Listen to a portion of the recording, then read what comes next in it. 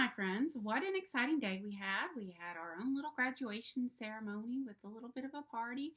And now it's time to kind of chill out with a good book. So I'm going to read Not Your Typical Dragon by Dan Burrell, and it's illustrated by Tim Bowers. Now remember, my friends, after listening to a story, you can go in and take an AR test. I will send that link with the story today. So here's an illustration.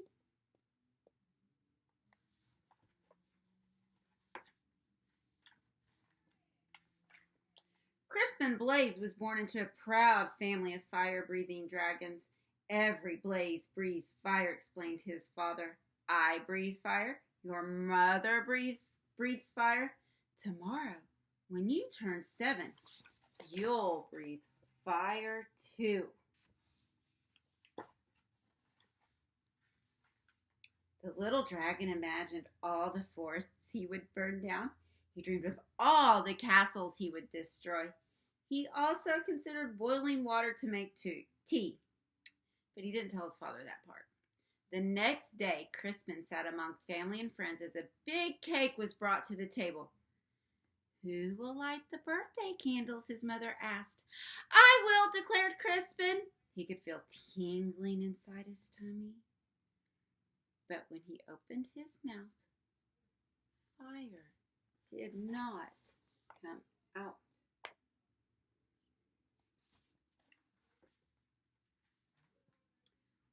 Whipped cream came out. Crispin shouted, his father, dragons breathe fire. What will the neighbors think, worried his mother. I have whipped cream, said his little sister Ashley. The little dragon was whisked off to the doctor the very next day. Please fix my son, demanded Crispin's father. What seems to be the problem? Asked the doctor.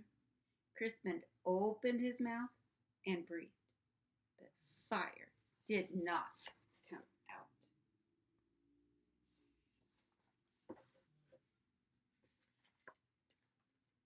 Band-Aids came out. I see, said the doctor gravely. Dragons should breathe fire, insisted Crispin's father.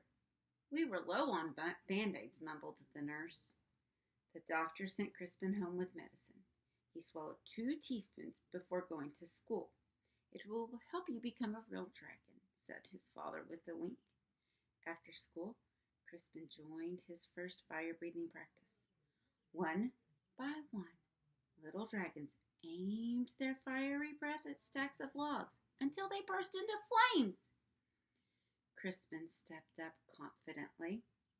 He could feel the medicine bubbling in his belly. But when he opened his mouth, fire did not come out. Marshmallows came out. Dragons breathe fire, yelled the coach. Isn't that right, class? The other dragons didn't answer. They were too busy looking for Pointy Six for marshmallow roasting. I guess I'm not a real dragon, Crispin thought. He worried that his family would be disappointed. So he ran away from home.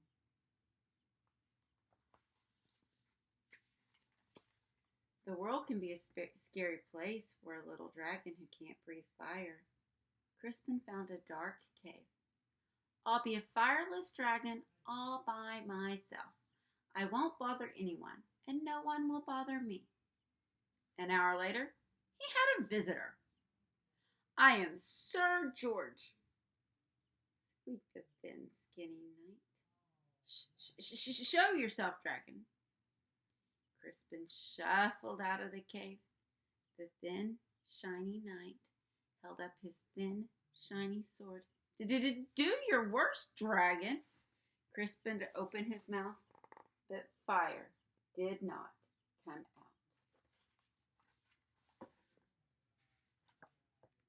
Soap bubbles came out. Don't you breathe fire, dragon? Crispin shook his head. I can't. Sir George moaned, but my father insists that I fight a fire-breathing dragon. It even says here in my book that your typical dragon breathes fire. I'm not a typical dragon, Crispin explained. Sir George sighed. I can't go home. Me neither, Crispin nodded. But then he had an idea. Maybe your book could tell us what to do.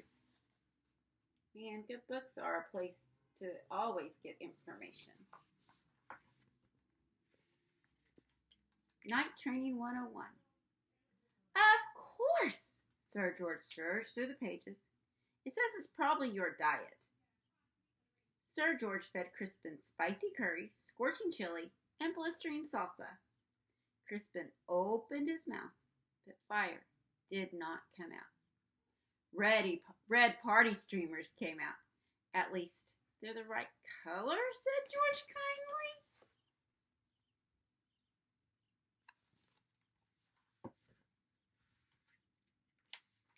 Sir George searched through the book again. Aha! It says it's probably your attitude. Sir George showed Crispin how to look mean and angry enough to breathe fire.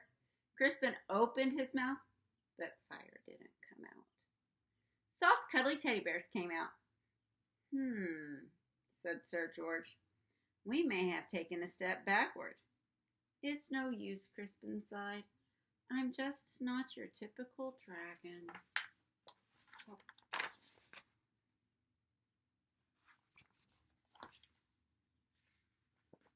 But Sir George was not ready to give up. Aha! The book says you're stressed. Sir George made Crispin close his eyes while he described a quiet, relaxing day at the ocean. Do you feel calm? Now imagine 100 shiny knights attacking you. Crispin opened his mouth, but fire did not come out. Beach balls came out. Well, that's just plain weird.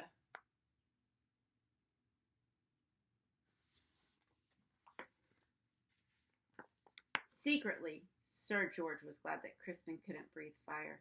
He liked the little dragon and didn't want to fight him. Crispin liked the shiny knight too, but he missed his parents. Sir George, it's getting dark. I want to go home. The shiny knight patted him on the back. Don't worry, little dragon. I will take you. Crispin's parents were relieved when he arrived home safely. Sir George was about to say goodbye when they heard a shout. There you are, boy. Why on earth are you playing with a fire-breathing dragon? He's my friend, Father, whispered Sir George. And besides, he doesn't breathe fire.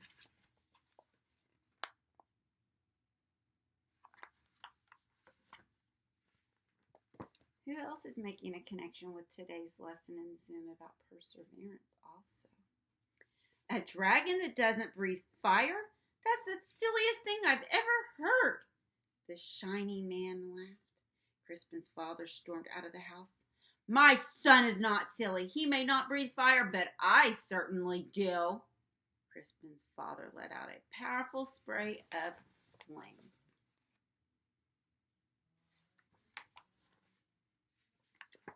Do your worst, dragon, declared the shiny man, but then the flames scorched the lawn. That's enough, honey, said Crispin's mother. The flames singed the fence. You've made your point, dear. Now stop showing off, she scolded. Then the flames ignited the roof.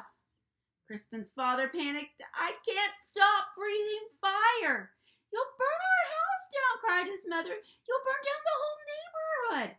Dragons came running from all directions. They knew how to start fires, but no one knew how to stop them. Crispin suddenly felt a tingling in his tummy. He felt a bubbling in his belly. He opened his mouth, but fire did not come out. A gush of water shot out. Crispin aimed the water at his father's flames. He saved his home, and he even saved the shiny man who wasn't looking so shiny anymore. Hooray for Crispin! Everyone shouted.